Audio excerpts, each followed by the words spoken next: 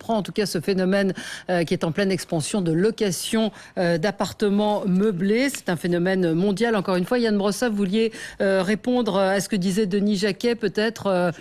C'est vrai que quand on rapporte, on dit de 4 000 à 40 000. Quand on réfléchit au nombre de logements à Paris, c'est pas grand-chose. Eh bien, c'est pas si simple que ça, parce que la réalité, c'est qu'on a effectivement environ 40 000 meublés touristiques aujourd'hui à Paris, essentiellement situés dans les arrondissements du centre de la capitale. Ça paraît effectivement peu. On a environ 1 million de logements en tout à Paris. Ça représente quand même une proportion qui n'est pas totalement négligeable. Mais le problème, c'est qu'aujourd'hui, on manque de logements à Paris. Et tout le monde le sait. Paris est une ville dans laquelle on a un décalage monstrueux entre l'offre et la demande. Et dans les bonnes années, on construit entre 4 et 5 000 logements neufs à Paris. Et encore, ces dernières années étaient plutôt bonnes. Sauf que si d'un côté, je me bats pour construire 4 à 5 000 logements chaque année, et que de l'autre, j'en perds 4 à 5 000, voire davantage, parce que des logements sont transformés en meublés touristiques, au total, le solde est négatif et le décalage entre l'offre et la demande en matière de logement est encore pire qu'avant.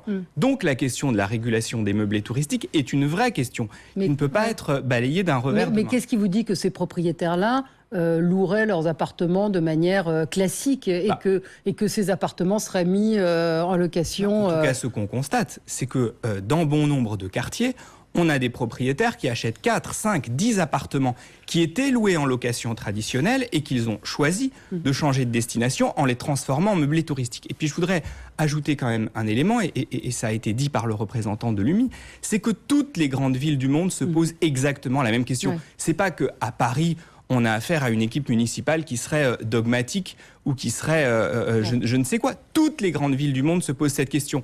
New York se pose cette question. Barcelone se pose cette question. San Francisco se pose cette question. Nous allons travailler avec Madrid sur ce sujet. On va prochainement rencontrer Madrid. Pourquoi Paris serait la seule ville du monde qui refuserait de se poser cette question de la régulation? Je crois tout simplement qu'on a affaire à un nouveau défi. Il ne s'agit pas de tuer cette économie-là. Il s'agit simplement de l'accompagner et de la réguler pour éviter qu'elle se fasse au détriment du logement, parce qu'on a aussi besoin que les classes moyennes, que les familles puissent vivre dans nos villes. Oui. Moi, j'ai un peu de mal. Enfin, bien évidemment, il y a du vrai dans ce qu'il dit. Je ne vais pas dire le contraire. Et puis surtout, je suis pas je suis un observatoire d'ubérisation. Je suis pas là pour prendre position. Je fais réfléchir des gens très différents, d'univers très différents, avec des avis en plus extrêmement contrastés. J'ai réuni 35 personnes qui parfois sont totalement en désaccord sur les mêmes sujets. Donc, loin de moi de balayer, comme dit monsieur, le revers du mal. Ce que je dis aujourd'hui, c'est que simplement une politique foncière dans une ville, si elle dépendait aujourd'hui de la progression d'Airbnb, ça veut dire qu'on a raté quelque chose quelque part. C'est-à-dire, grosso modo, ils sont juste en train de mettre le feu sur quelque chose qui était déjà un brasier relativement incandescent. C'est-à-dire, enlevez Airbnb, mettez-vous 5 ans en arrière, le problème du déficit du logement parisien, il existe. Essayez, quand vous êtes promoteur immobilier, de remplir une dent creuse et d'avoir l'autorisation de la mairie pour avoir votre permis de construire, et vous pleurez.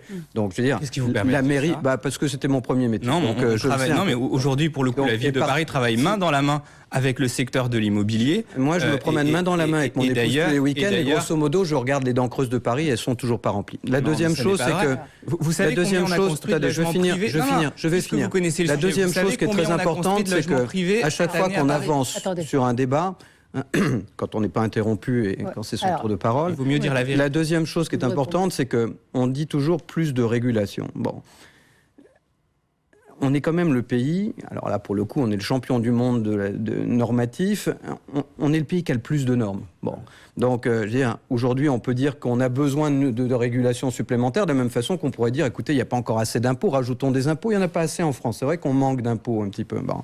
Donc, à un moment donné, il faut s'arrêter. Moi, je ne voudrais pas être hôtelier aujourd'hui, parce qu'à chaque centimètre carré, la hauteur des poignets, parce que vous êtes un établissement recevant du public, vous êtes dans des catégories. Ah, monsieur, il manque 1 centimètre. L'inspecteur passe, vous me refaites toutes les poignées. Je l'ai vécu 100 fois. Monsieur pourra vous le raconter mieux que moi. Donc, qu'on ne m'explique pas que plus de régulation, ça profite à un marché. Moins de régulation pour monsieur, ça m'intéresse. Et puis après, le débat sur les impôts, etc. C'est un vrai débat. Mais aujourd'hui, la plupart des boîtes du numérique, qu'elles soient Airbnb, qu'elles soient Uber, etc., sont des boîtes qui, pour l'instant, ne font pas de bénéfices. Donc, on ne perd rien pour une raison très simple, c'est qu'elles elles ne font pas de bénéfices. Donc il n'y a pas d'impôt sur les sociétés. Mais néanmoins, elles payent d'autres taxes. Après, elles s'arrangent, elles bricolent avec la TVA, en faisant en sorte que par Dublin, par truc, etc., on économise des choses qu'on ne pourrait pas économiser. Je rappelle juste qu'on a un budget, un déficit qui est de 2000 milliards d'euros, et qu'aujourd'hui, ce qu'on pourrait récupérer avec toutes ces boîtes du numérique, c'est quelques centaines de millions d'euros. Il ne faut pas cracher dessus. Mais ce n'est pas ça qui va changer le problème. Et n'oublions pas non plus que les champions de la défiscalisation, ce n'est pas ces acteurs du numérique. Moi, c'était mon premier métier d'avocat fiscal il y a 25 ans en sortant de l'école. Je ne dirais pas sur ce plateau pour qui j'ai fait des montages, y compris pour des boîtes dans lesquelles l'État a des participations. Très honnêtement, les montages fiscaux, ça ne date pas d'aujourd'hui. Tout le monde a connu en tête les prix de transfert de Nestlé en Suisse dans les années 70. Ce n'est pas une invention d'une... Mais rapidement et très concrètement, qu'est-ce qu'on fait? C'est-à-dire la société, en gros, résiste à une évolution, qui est inéluctable. Très rapidement, je ne veux pas monopoliser la parole. Il y a ceux qui le font de façon professionnelle, comme monsieur qui est à ma gauche et comme ceux que citent monsieur Delumy et monsieur Bossard. Ces gens-là sont des pros, ils doivent être fiscalisés, ils doivent répondre à des normes. C'est des pros, c'est des pros. Ils doivent être considérés comme un professionnel et se battent exactement avec les mêmes normes que M. Delumy. Ceux qui sont des gens, et à nouveau, j'arrive pas à croire que c'est la majorité, moi je sais pas, j'utilise les hôtels et Airbnb, pour moi c'est deux choses différentes. Et moi, je suis très à l'aise parce que l'hôtel, je sais pourquoi j'y vais, Airbnb, je sais pourquoi je l'utilise. Et c'est pour deux raisons radicalement différentes. Pour moi, ça accroît le marché. Donc je vais à l'hôtel parce que j'y cherche un certain nombre de services. Je vais chez Airbnb parce que je cherche de la place, du confort et puis de l'insertion dans un climat local. Donc ce qu'il faut, c'est que pour tous ces gens qui cherchent juste à subsister, à augmenter un peu leurs revenus, et d'ailleurs la législation et la fiscalité le permet aujourd'hui, puisqu'on a le droit jusqu'à 4 mois de le faire, foutons-leur la paix, laissons-leur effectivement augmenter légèrement leurs revenus.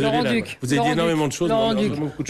Alors d'abord, mais la progression au début de son intervention, c'est la